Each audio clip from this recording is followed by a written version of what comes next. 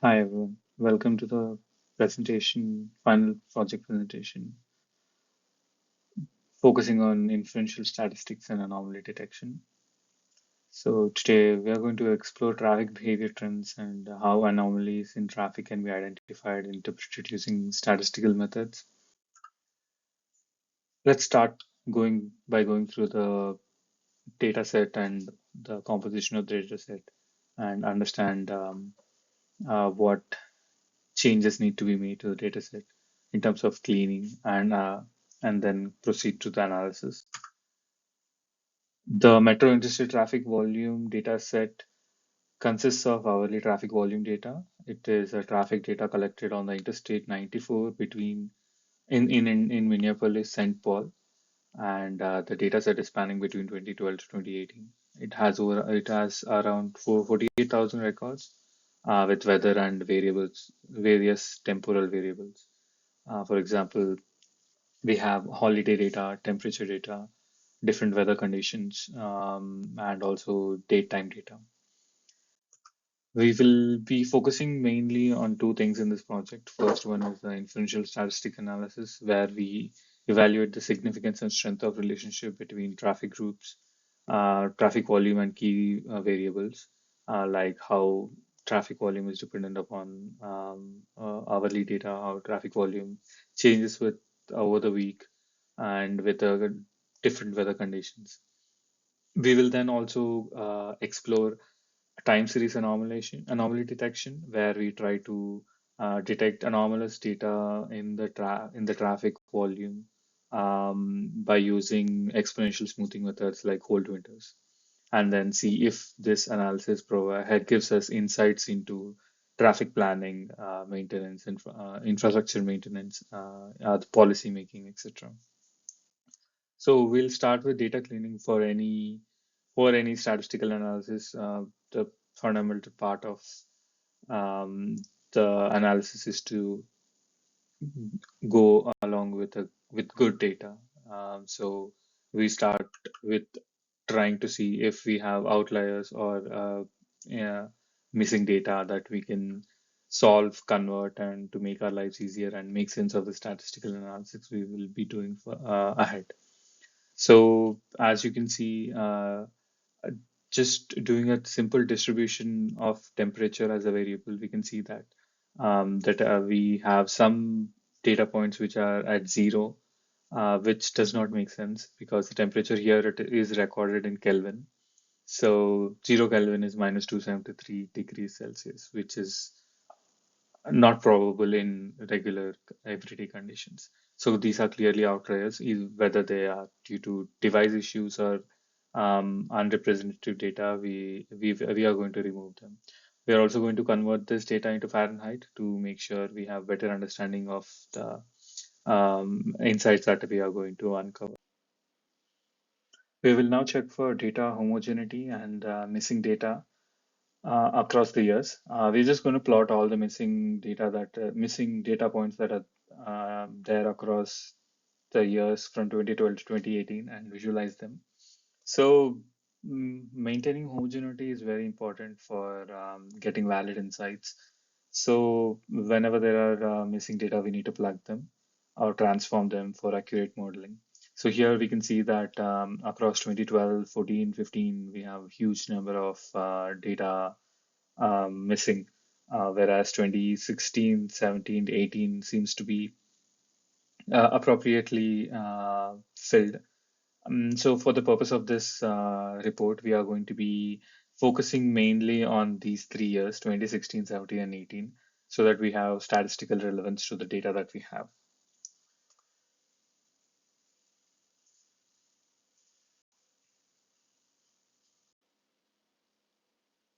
After finding out the data holes, we need to plug those data holes by extrapolating data. We are going to use the linear interpolation technique here. The reason we are using linear interpolation because it's simple and fast, and it only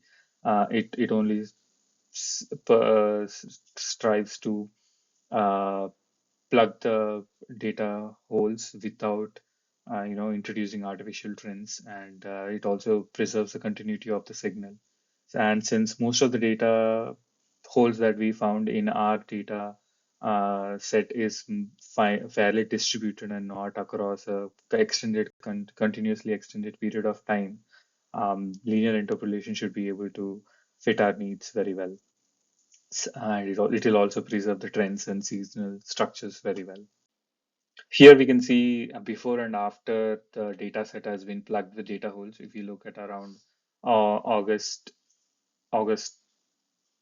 15th towards the end of the day, we can clearly see that there was a large data hole for a few hours, around at least 4 to 5 hours. After plugging up, we can see that the data has been plugged fairly uh, comprehensively without introducing any additional trends or noise, and fairly preserving the signal um, fairly well. This is this has been done across the 3 years that we've chosen, and will help us gain accurate statistical analysis. We will now head into the inferential statistics part of the report, where we will explore the data and come to conclusions and analyze different parts of the data.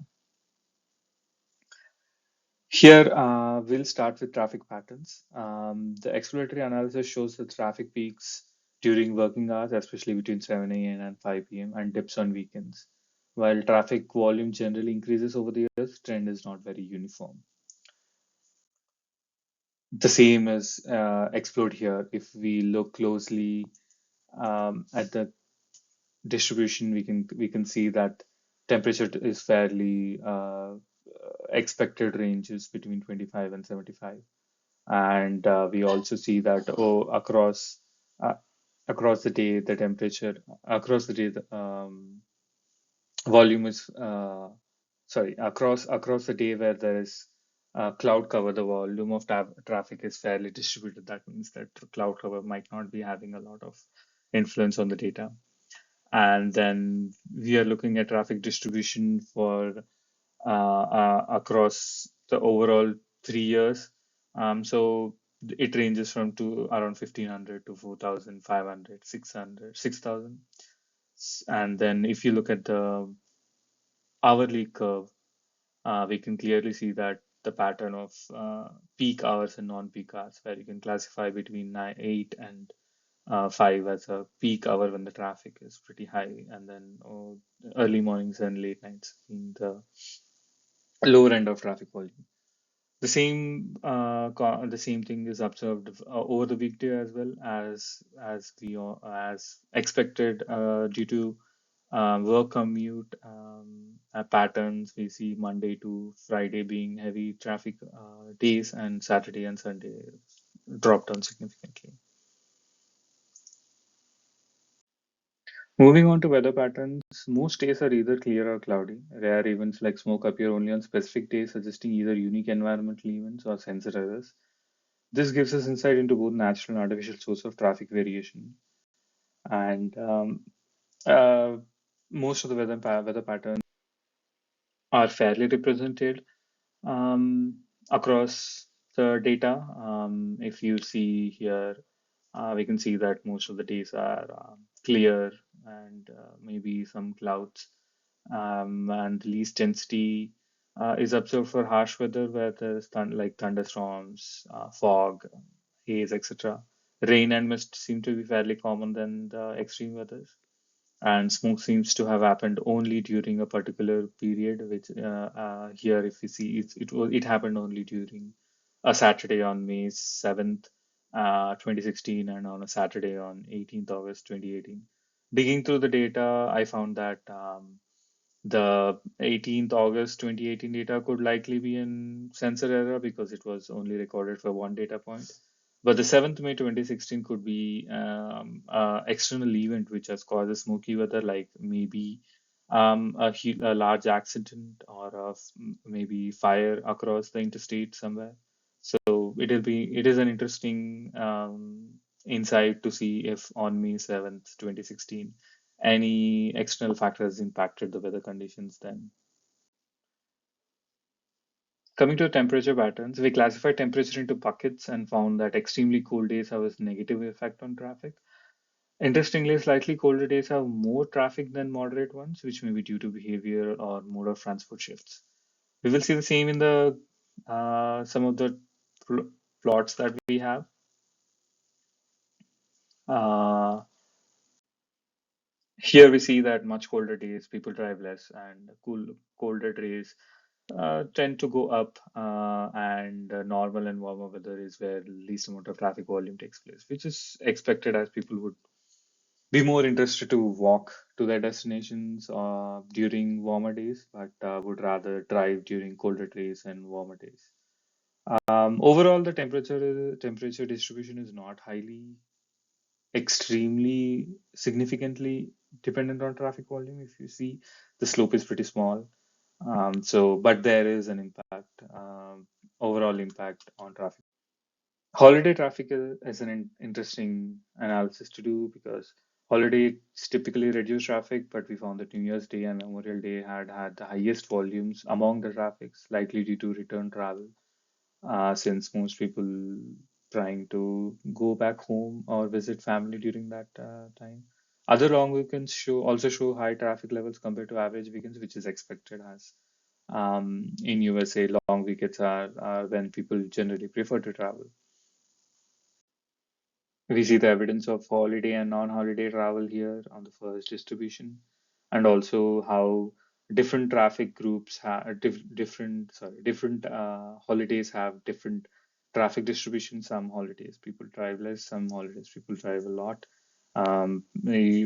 People you'd expect people traveling a lot more during Thanksgiving and New Year's because of trying to visit families, etc. This chart shows that behavior here. Using statistical tests, we explored correlations such as between temperature and traffic, as well as the effect of rainfall and snowfall. The results show only weak correlation with weather, indicating other factors play a bigger role, where we'll see this play out much better in modeling and testing out different models further in the report. We also performed correlation analysis to see how different variables interact with each other. Time of day has the strongest correlation with traffic volume, as expected with peak and non-peak hours. Temperature has a mild positive correlation, as we saw previously, and rain and snow and clouds almost show no significant correlation. So this will help us in selecting variables for the models that we try to create and see how they fit. So going ahead, we will see how regression modeling and diagnosis helps us understand the quality of data. So to quantify the impact of different variables, we built a generalized linear model. The model helps us understand which variables are most predictive of traffic volume across the dataset. For these models, we chose the response variable as traffic volume. We are interested in modeling or predictive traffic congestion, making this a primary outcome. And the explanatory variables will be weekday, what day of the week it is, hour, which are over the 24 hours of the day, rain and snow, weather conditions, and temperature. Since we expect extreme temperatures on both either ends to impact traffic behavior. By comparing model performance through diagnostics and ROC curves, we found that Model 2 outperforms Model 1 significantly, showing much higher classification accuracy for high traffic prediction. Uh, Considering that the Model 2 has much complicated and much complex interactions between variables, this was an expected outcome. We also chose we also chose um, variables that we created, like is this rush hour, binning the time into different buckets to see the interaction between time and weekday, and uh, and with other variables, which provided us with a much more complex model, which was able to fit outliers and also the relationship between variables much accurately, which is also evident from the area under the curve, where we see it is significantly closer to 1, where this signifies that Model 2 performance is much. The diagnostic plots here help us understand this much better, where you see the first plot showcases the comparison of residuals versus fitted values of model 1 and 2, where we see the second model has significantly better residual distribution around the 0 point. There are some outliers which are causing the model to have higher residuals, but overall comparatively it's a much better model. If we see the second graph where we try to see the predicted probability of traffic volume, whether it is high or low versus the temperature, we can see that the model 2 is significantly better at predicting um, uh, at higher points and lower points, whereas model 1 has trouble distinguishing between the prediction probabilities of whether it is high volume or low volume. And the AOC curve also is significantly better in Model 2, where it shoots up diagonally up and then stabilizes, whereas the Model 1 is much more weaker. We will now dive into anomaly detection. Anomaly detection identifies unusual traffic behavior, either due to incidents, sensor errors, or unexpected conditions. These insights can be critical for real-time traffic management and policy planning. So, in order to understand anomaly detection, there are some factors that we want to go into. So anomaly detection is a process of identifying data points, events, observations. In the context of road transports, these anomalies might represent unexpected conditions where, due to traffic jams, there are some accidents, there are some events that are happening across the city which are causing road closures, which are not typical traffic patterns. Where sometimes there can be sensor malfunctions, traffic sensors not working out, and there are congestions due to those.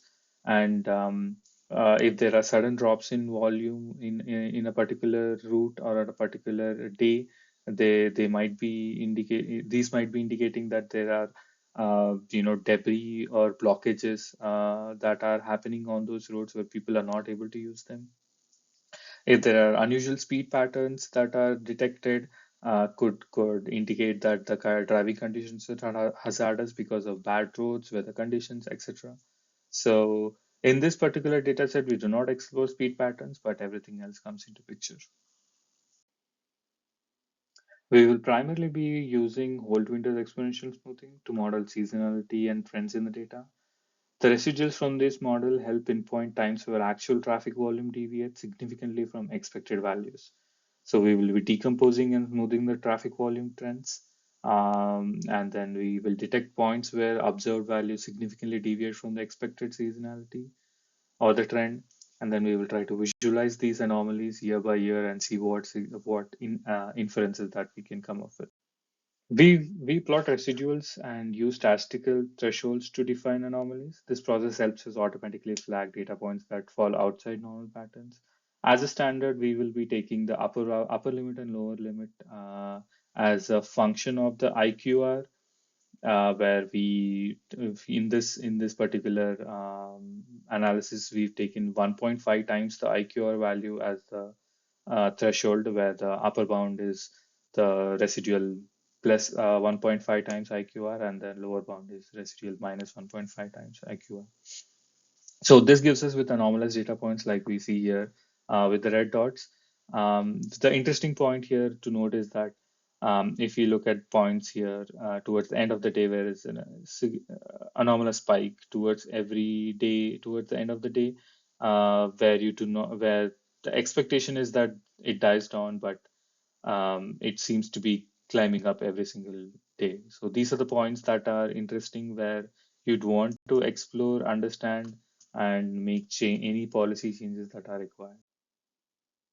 So through various statistical analysis and anomaly detection processes, hopefully we've gained some deeper insights into factors affecting traffic volume and how to monitor unexpected behavior. These methods can support smarter traffic systems and data-driven transportation policy, which is going to improve efficiency, cost effectiveness, and public approval as well. Thank you.